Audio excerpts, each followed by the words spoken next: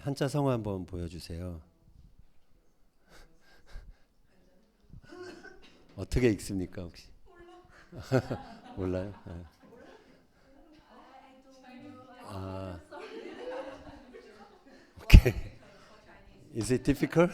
Difficult word? 지부작족.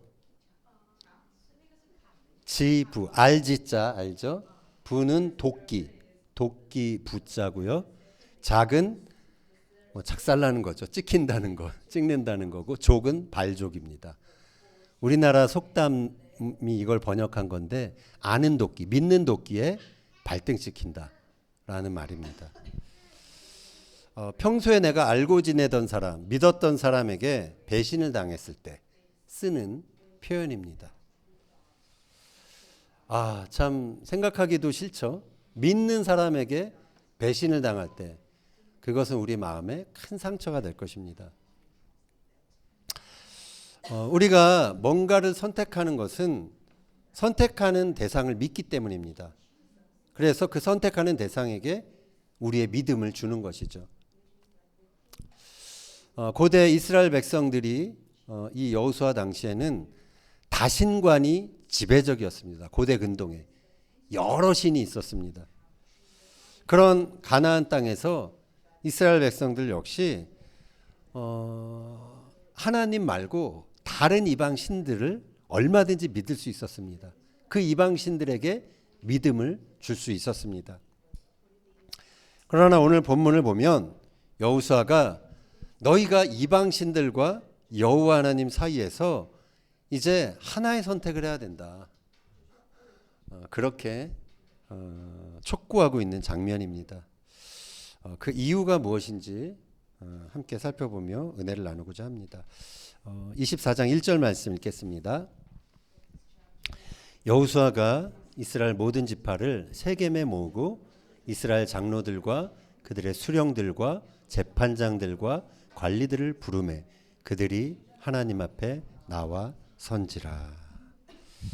자, 지난주에는 리더들만 불렀는데 이번에는 세겜에서 온 지파, 이스라엘 온 지파를 다 불렀습니다.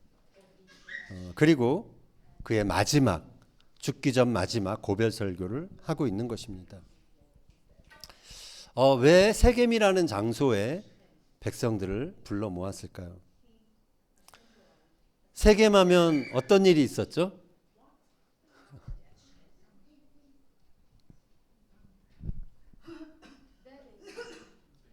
어디요? 네네네. 땅 분배도 이루어졌고, 좀 이렇게 그 순서대로 보자면 아브라함이 제일 먼저 와서 하나님 앞에 단을 쌓고 예배한 곳입니다.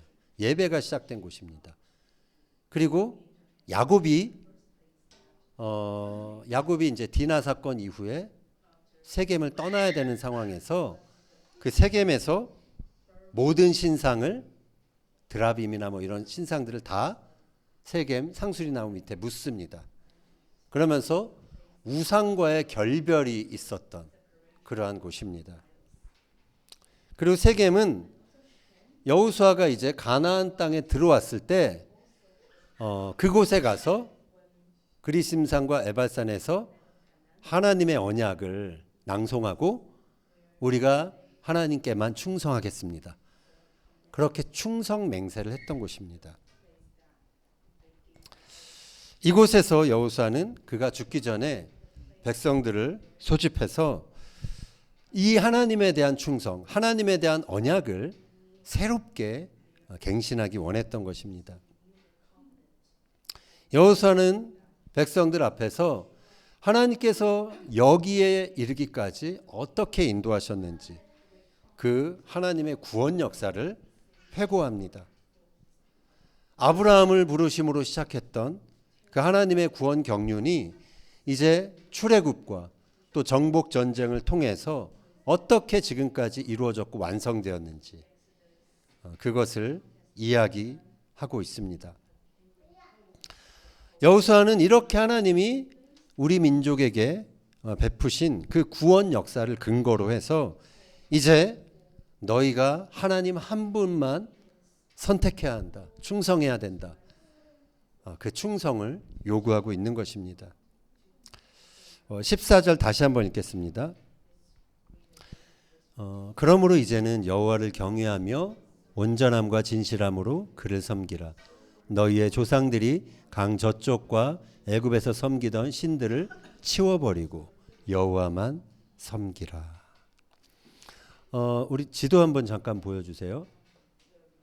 강 저쪽 얘기가 나오는데 여기가 이제 가나안 땅이죠. 이스라엘 민족이 정착한.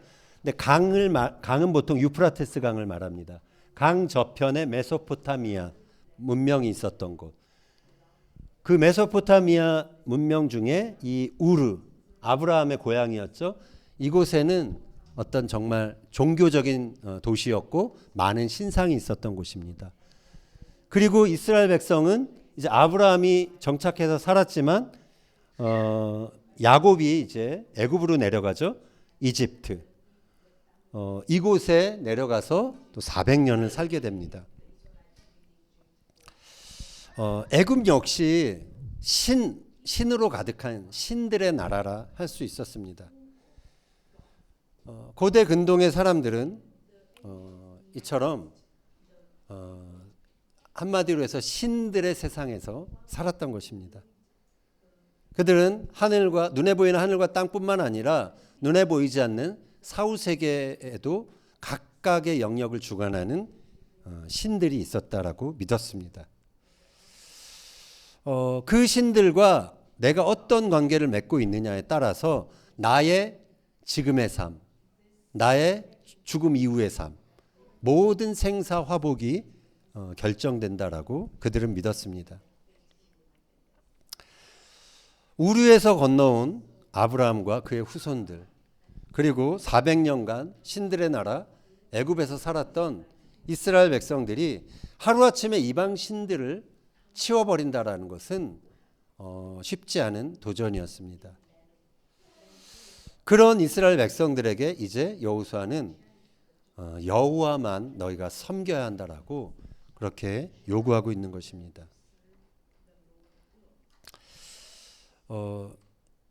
이 질문을 우리 역시 해볼 수 있습니다. 왜 다른 신을 섬기면 안 되는 것일까? 왜 여호수아는 하나님만 섬기라고 요구하고 있는 것일까? 이스라엘에서 태어나지 않은 사람들은 이러한 하나님의 배타성에 대해서 불편함을 가질 수 있습니다. 왜 이스라엘의 하나님을 이스라엘 사람이 아닌 내가 믿어야 하는가? 우리가 10계명 제1, 제2계명을 보면 하나님의 배타성을 거기서는 하나님의 배타성을 노골적으로 드러냅니다. 1계명이 뭐죠? 1계명이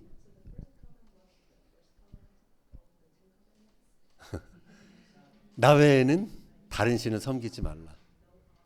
2계명이 뭐죠? 너를 위하여 새긴 우상을 만들지 말라.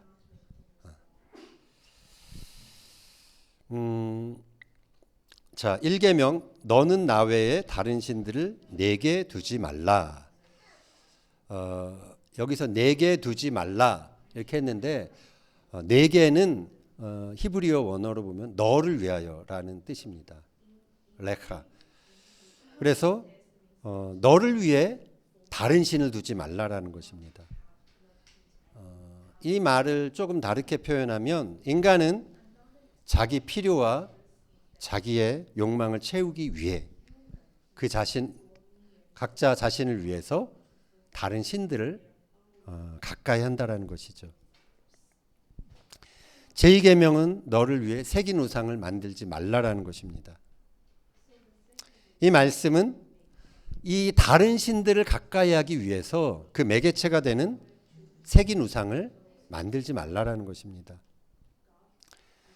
새긴 우상을 만든다는 것은 자신의 필요를 어떤 신들이 채워줄 수 있다라는 믿음 때문에 그렇게 하는 것이죠. 우상을 만든다는 것은 결국 자기 필요와 자기 욕망을 만족시키기 위한 행위인 것입니다.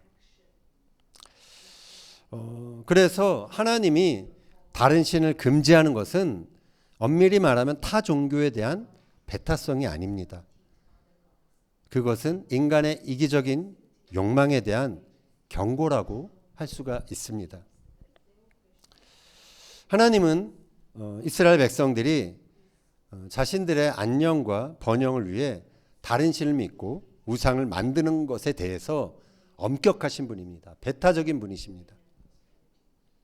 자기의 필요와 욕망의 노예가 되면 그 사회에는 하나님의 공의와 정의가 사라지게 되어 있습니다. 당시 고대 근동의 신들은 풍요와 번영과 성공과 다산을 약속하는 신이었습니다. 이 신들은 어떤 면에서는 철저히 가진 자들의 편에 선 존재들입니다.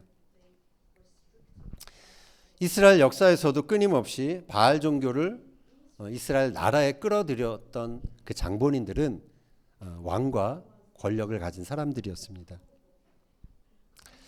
그래서 이방 신들, 바알과 아세라 같은 그런 신들은 권력자들의 욕망을 지지해주는 그러한 존재였습니다. 반면 하나님이라는 신은 권력자들 입장에서는 어떤 면에서는 불편한 그러한 존재였습니다. 하나님을 섬기려면, 하나님의 뜻대로 살아가려면 불편한 것들이 너무 많았습니다. 자신들이 부리던 종도 샤밧 때는 일을 쉬게 해야 했습니다. 또 희년이 되면 빚진 자들의 모든 빚을 다 탕감해 줘야 했습니다. 그리고 노예들이 있었다면 그들도 풀어줘야 했어요.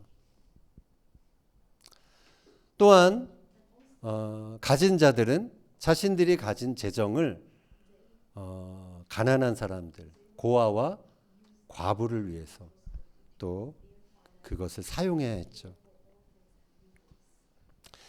어떤 면에서 하나님은 가진 자들이 자신들의 욕망을 최대치로 추구하는데 불편을 주는 그러한 신이었습니다. 그래서 대다수의 이스라엘 백성들은 하나님을 부분적으로 섬기기 원했던 것입니다. 하나님을 자신들에게 유익을 주는 존재로 섬기지만 단지 자신들의 욕망을 이루어주는 여러 신들 가운데 하나로 그렇게 생각하는 태도가 그 여호수아 당시 이스라엘 백성들에게 있었다라는 것이죠. 이에 여호수아가 이렇게 도전합니다. 15절 읽겠습니다. 만일 여호와를 섬기는 것이 너에게 좋지 않게 보이거든 너희 조상들이 강 저쪽에서 섬기던 신들이든지 또는 너희가 거주하는 땅에 있는 아모리 족속의 신들이든지 너희가 섬길 자를 오늘 택하라. 오직 나는 나와 내 집은 여호와를 섬기겠노라 하니. 이스라엘 백성들은 다른 여러 고대 근동의 사람들과 마찬가지로 여러 신들의 나라에서 살았던 사람들입니다.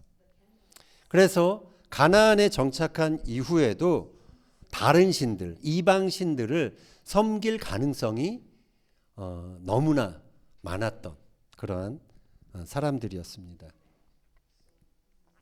이에 여호수아는 너희가 섬길 자를 이제는 택해야 한다라고 오늘 택해야 된다. 그렇게 도전하고 있는 것이죠. 우상이냐 하나님이냐 하나만 이제 하나의 선택을 해야 한다라는 것입니다. 여기에는 중간지대가 없습니다. 왜냐하면 우상을 섬긴다는 것은 하나님의 존재를 부정하는 것입니다. 반대로 하나님을 섬긴다는 것은 우상의 실체를 부정해야 하는 것이기 때문입니다. 여호수아는 이렇게 선택권을 주면서 자신은 나와 내 집은 여호와만 섬기겠다라고 선언합니다. 여호수아는 머뭇거릴 이유가 없었죠. 그는 살아계셔서 자신과 함께했던 그 민족과 함께했던 하나님을 너무도 가까이서 체험했기 때문입니다. 그는 전 세계를 통해서 살아계신 하나님을 경험했던 것이죠. 그래서 이러한 여호수아의 단호한 선언에 백성들도 응답합니다. 우리가 결단코 여호와를 버리고 다른 신들을 섬기지 아니하겠나이다. 자, 이러한 백성들의 응답에 여호수아는 그래 잘했다라고 박수를 쳐줘야 했었습니다. 자, 그런데 여호수아는 이렇게 반응을 합니다. 19절 읽겠습니다. 너희가 여호와를 능히 섬기지 못할 것은 그는 거룩하신 하나님이시오 질투하시는 하나님이시니 너희의 잘못과 죄들을 사하지 아니하실 것임이라. 자, 여호수아는 이스라엘 백성들에 대해서 너희가 여호와를 능히 섬기지 못할 것이다. 이러한 부정적인 전망을 이야기합니다. 자, 이것은 근데 이전의 지도자인 모세의 전망이기도 했습니다. 신명기 31장 20절 읽겠습니다. 내가 그들의 조상들에게 맹세한 바 젖과 꿀이 흐르는 땅으로 그들을 인도하여 드린 후에 그들이 먹어 배부르고 살찌면 돌이켜 다른 신들을 섬기며 나를 멸시하여 내 언약을 어기리니. 자, 모세 역시 이스라엘 백성들이 하나님을 끝까지 섬길 수 없다라는 전망을 내놓았습니다. 여호수아와 모세의 전망은 사람들이 비록 하나님을 경험했고 하나님을 굳게 섬기기로 작정했다 할지라도 하나님을 끝까지 따라가는 것, 끝까지 하나님 한 분만 섬기는 것이 얼마나 어려운 것인지를 보여줍니다.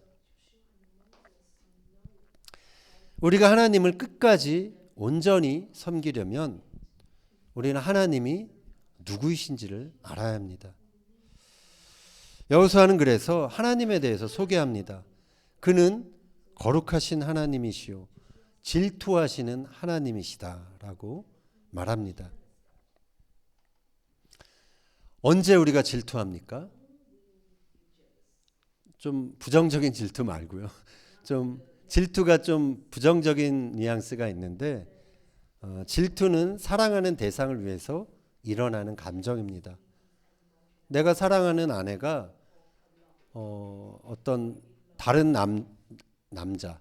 다른 남자에게 필요 이상의 친근감을 보일 때 질투가 일어나는 것. 이것은 정상적인 반응이죠. 정상적인 사랑의 반응입니다. 여호수아가 하나님을 질투하시는 분으로 표현한 이유가 있습니다.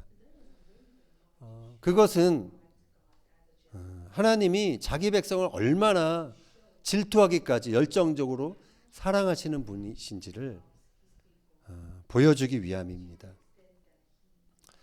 또한 자기 백성인 이스라엘 백성들이 하나님을 섬기지 않을 때, 그리고 마음을 빼앗겨 다른 신들을 섬길 때, 그 우상으로 인해 약이 되는 결과, 그 불행이 얼마나 큰지를 보여주기 위한 것이라 할 수 있습니다.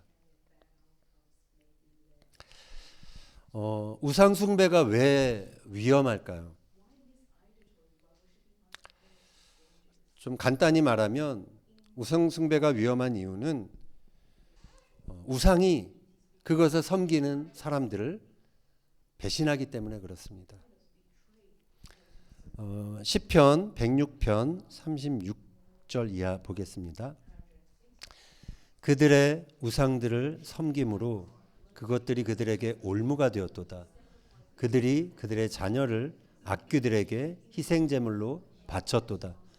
무죄한 피 곧 그들의 자녀의 피를 흘려 가나안의 우상들에게 제사함으로 그 땅이 피로 더러워졌도다.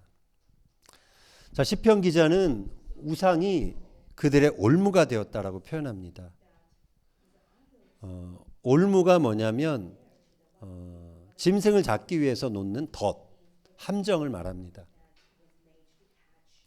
짐승이 그 올가미 안에 놓여 있는 음식을 먹으려고 입을 열죠. 다가가죠. 그래서 입을 여는 순간 탁 올가미가 그 짐승을 낚아챕니다. 우상이 바로 그런 역할을 한다라는 것입니다.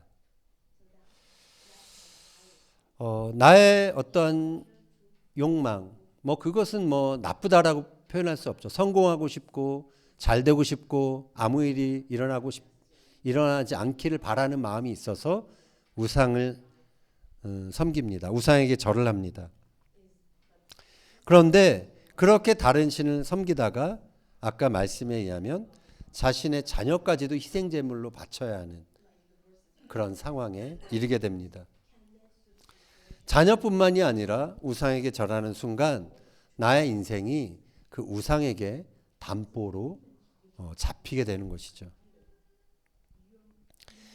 예레미야 선지자는 이스라엘 백성의 근본적인 죄악이 다른 것이 아니라 우상 숭배였음을 이렇게 고발합니다. 예레미야 2장 11절 이하 보겠습니다. 나의 백성은 그의 영광을 무익한 것과 바꾸었도다. 내 백성이 두 가지 악을 행하였나니 곧 그들이 생수의 근원되는 나를 버린 것과 스스로 웅덩이를 판 것인데 그것은 그 물을 가두지 못할 터진 웅덩이들이니라. 자, 이스라엘 백성들은 바알과 아세라 그런 다른 신들을 섬기면 번영의 복이 있을 것이라고 믿었습니다. 그러나 그것은 이 말씀에 의하면 터진 웅덩이에 물을 붓는 행위였습니다. 생수의 근원 되시는 하나님을 버리는 행위였습니다.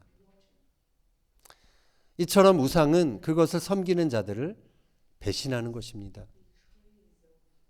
그리고 그것을 의지하는 자를 결국은 패망으로 이끄는 것입니다. 오늘날 우리들은 이 고대 이스라엘 백성들처럼 바알과 아세라 그 우상들을 깎아서 그들을 풍요의 신으로 섬기지는 않고 있습니다.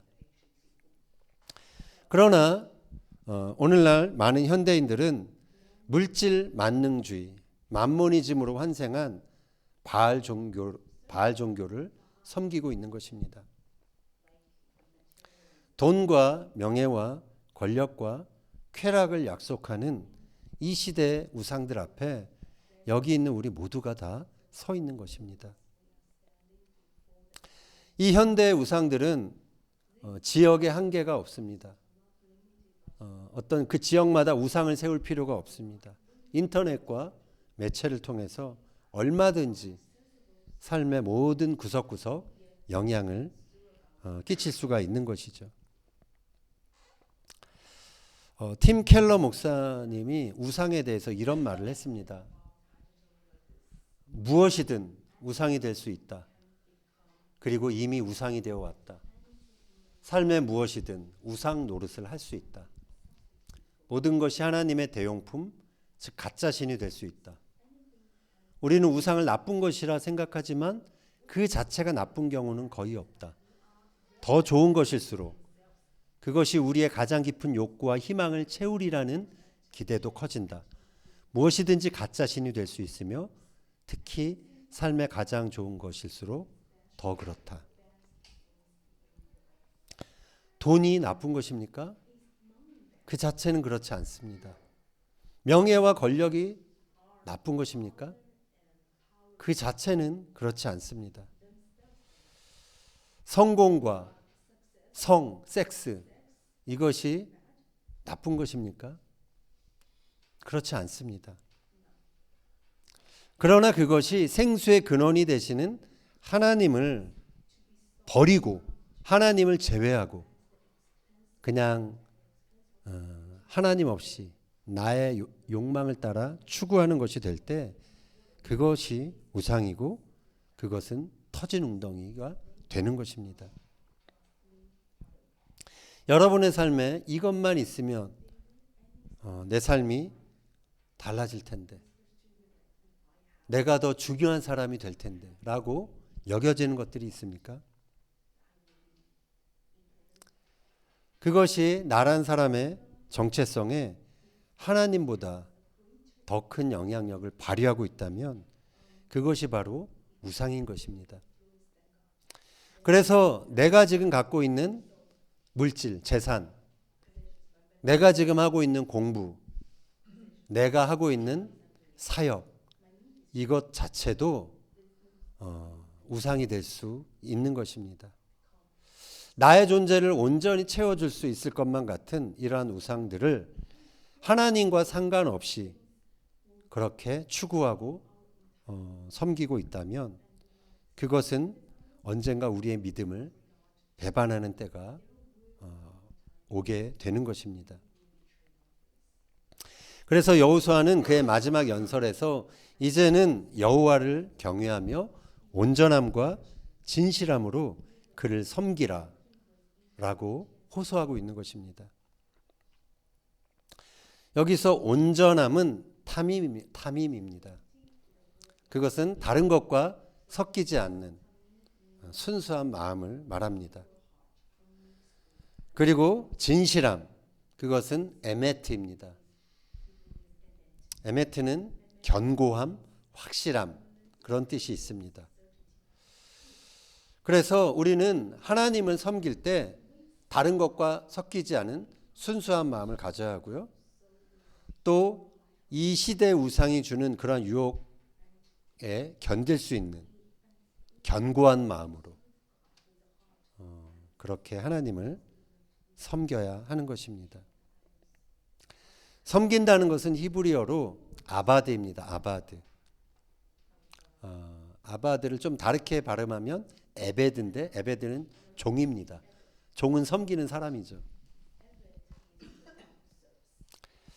하나님을 섬기는 하나님의 종이 될 때, 기꺼이 우리가 그러한 삶을 살아갈 때 우리는 우상이라는 속박에서 벗어날 수 있습니다. 우상에게 종노릇하지 않게 되는 것입니다.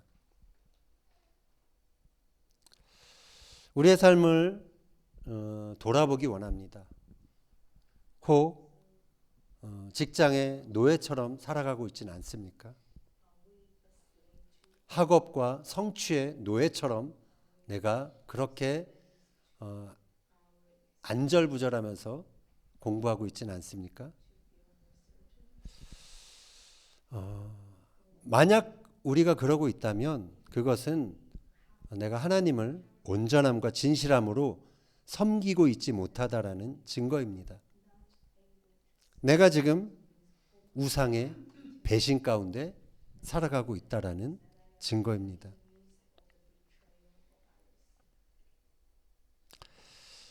오늘날도 우리에게도 선택의 질문이 있습니다. 인간이 만든 신, 우상들이죠. 그리고 인간을 만든 신, 창조주 하나님입니다. 이 둘 중 우리는 누구를 섬겨야 할까요?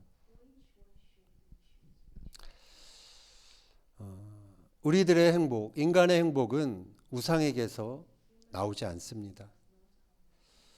인간의 행복은 창조주의 목적과 우리를 만드신 하나님의 목적을 발견할 때, 그 목적과 일치할 때 비로소 얻게 되는 것입니다. 우리는 하나님께 속한 존재들입니다. 하나님이 지으신 존재들입니다. 그래서 하나님을 섬기고 그분을 경배할 때 우리는 가장 행복한 삶을 살 수 있게 됩니다. 우리가 전심으로 하나님을 섬기지 않는다면 그만큼 우상은 내 삶에 침투해 오는 것입니다. 우상이 내 삶에 들어오면 하나님이 나에게 주신 건강한 욕망, 건강한 욕구들은 탐욕으로, 욕심으로 변질되는 것입니다. 그것은 결국 하나님의 길을 떠나게 하는 것입니다. 하나님의 질투를 일으키게 하는 것입니다.